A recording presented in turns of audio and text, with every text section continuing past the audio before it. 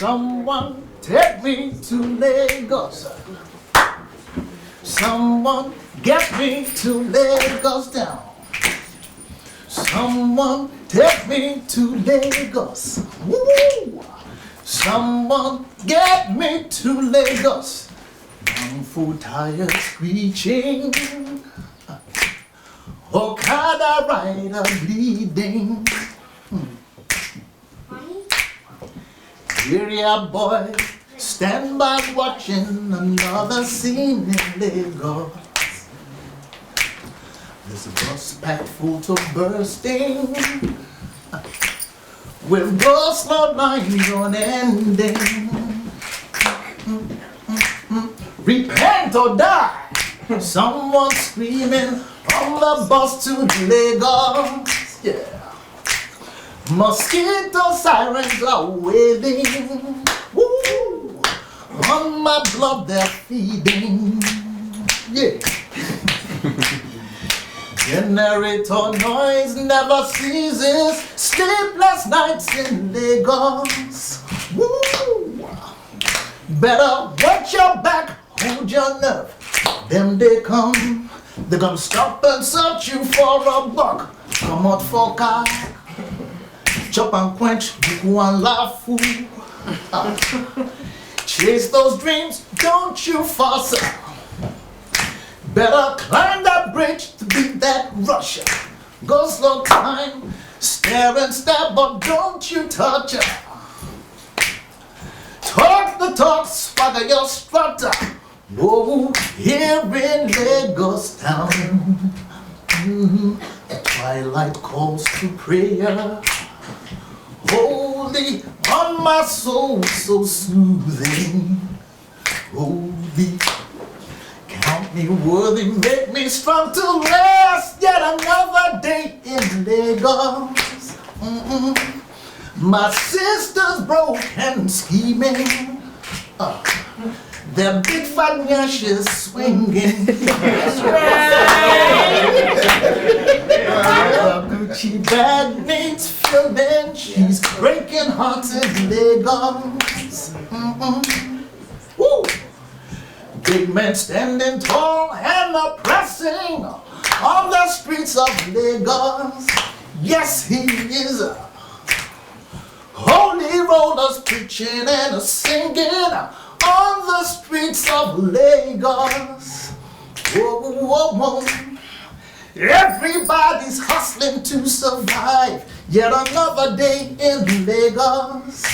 Whoa, whoa, whoa. In a Lagos town. Sing it with me now. Someone get me to Lagos.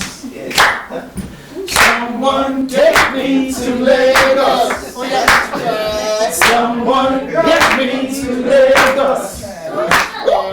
Someone take me to Lagos. Oh, yeah. Someone get me to Lagos. Woo. Someone take me to Lagos. Someone take me to Lagos. Now, last one. Someone take me to Lagos.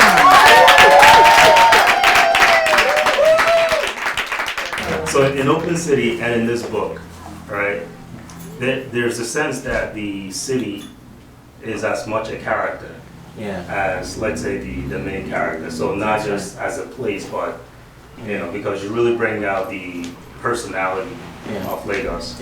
You know, if you can talk a little bit about that fascination with cities and... Well, I mean, basically, you know, I'm a city boy. I'm not like these people who came in from New Jersey.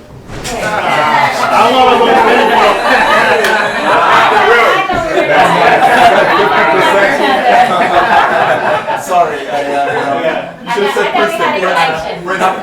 But like New York City people have my back, right?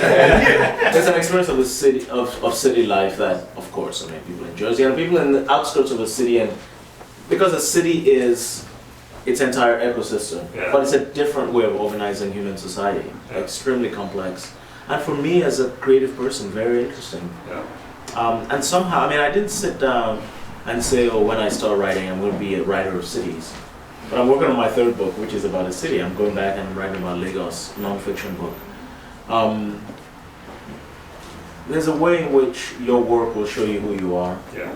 You know, when you set it into the work, you don't know what's going to happen. After a couple of books, now you start to understand what your preoccupations are. And I am preoccupied with wandering, with solitude, with melancholy, with recovering history, and with cities, and all and the ways cities can sort of be analogies for personal experience also. Yeah. So, you know, in Every Day's for the Thief, it's really a portrait of Lagos through a guy whose own life we don't psychologically examine. Exactly. In Obot City, it's like a dual portrait of this guy and New York City together as the two protagonists. Yeah. Thank you for that. And you know, like Kelechi said, we'll ask a few questions and we'll just open it up to the floor. Yeah. I think there's something interesting about the author and how we don't really get to examine his life. Yeah. We just the narrative. The narrative, right? Exactly. And Yes. not the author, exactly. Yes. And we basically see Lagos or Nigeria through his eyes.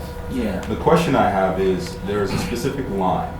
In Nigeria, we sleep dreamlessly.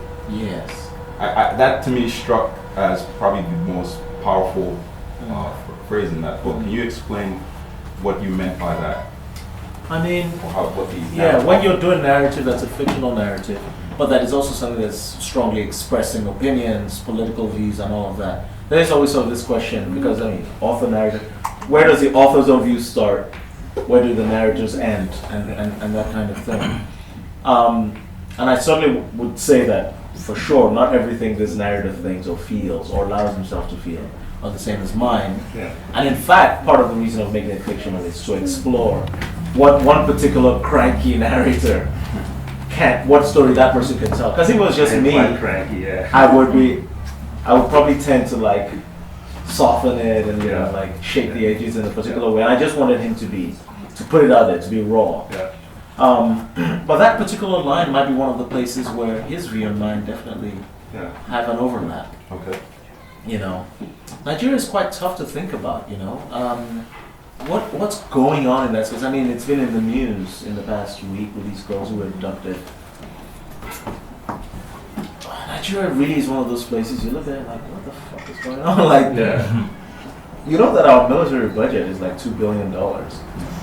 So all these help us. We spend $2 billion every year on our military. We're not at war with anybody other than these internal security demands. Yeah. So where's all that money going? Yeah. You know? Yeah. Like $2 billion every year is a lot of money. Yeah. But Nigeria is, as friends of mine have taken to calling it, you know, the Federal Republic of anyhowness. You know? And unfortunately it comes out in national policy around so many things, you know. And for me it felt as if one of those key things was our attitude to history. Yeah. Every nation has challenges, but if you're historically grounded, you know, there's nothing that the UK will go through now that they will not think about. You know, World War II and Churchill just saying, even when you feel like it's time to give up, don't give up. You know, this sort of thing. Nigeria has zero, like, I mean, I don't want to exaggerate it, like zero historical consciousness. Nigeria is the only country I know where, until the past decade, has never had an orderly transfer of power between the leadership. It's either coups, people die in office, or that kind of thing, right? So it's been, this person knocks this guy out of office, another guy knocks this guy out, this person dies, this guy gets shot in a coup, and all of that, all the way down, and they're all crooks. Just. But after all of that happened, they all still line up now and collect their big fat ex-president's paycheck. Yeah.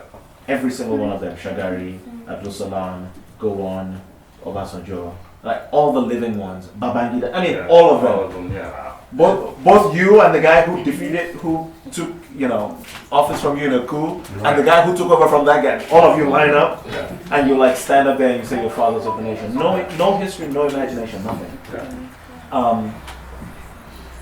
That's not the source of our problems, but it is one of the severe symptoms of it, and it is a marker of our inability to begin to solve the things that we're facing. Last year, I wrote, I sent out a tweet. I said Nigeria is doomed. Yeah. Nigerians weren't happy. How many Twitter followers did you lose? It wasn't losing, it was abuse. They won't leave Your you. father is doomed. You are doomed. As I say, my mentions were a mess. And you know, I think I'd gone out to lunch, I came back, and I was like, oh man, what have I done? And so I said, I apologize for the earlier tweet. When I said Nigeria was doomed, it was an error on my part. What I mean is that Nigeria is fucked.